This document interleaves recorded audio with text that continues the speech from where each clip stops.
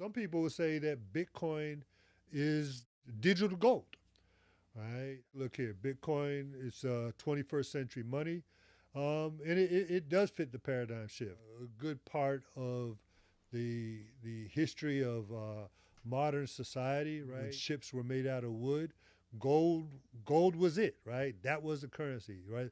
Whether you were in Spain, Portugal, Europe, the Americas, the Aztecs, the Mayans, right? The Chinese, right? Everybody wanted gold, right? And then when ships were made out of steel, and then we entered into the, the age of flight, right?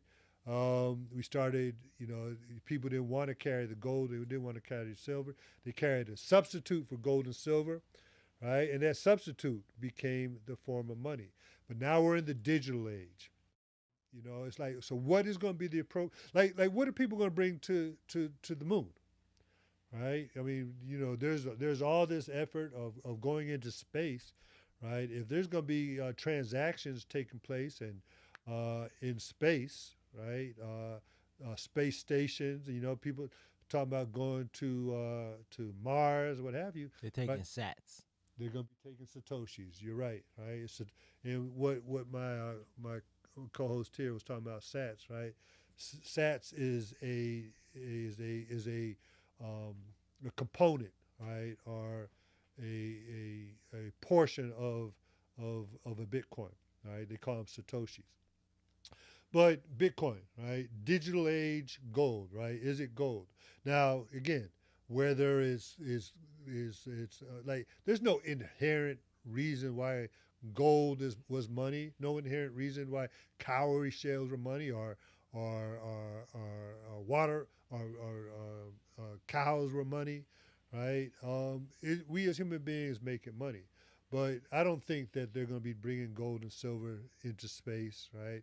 And the thing is that even we could forget about the space, right? The transactions, right?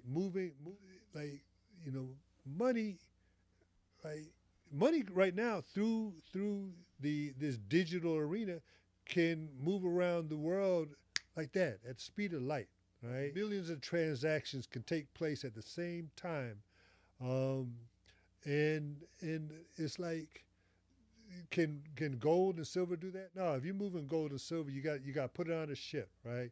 You got to put it on a boat. You got to put it in an airplane. Where Bitcoin in particular has inelastic supply, right? And two things. I want to say that it has inelastic supply, and Bitcoin is not controlled by any human being.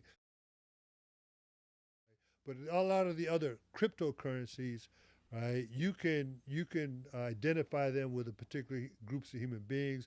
You can identify them with particular institutions, right? But Bitcoin cannot be identified by in relationship to any individual, right? The beauty of Bitcoin as a currency, as a cryptocurrency, or possibly digital gold, right?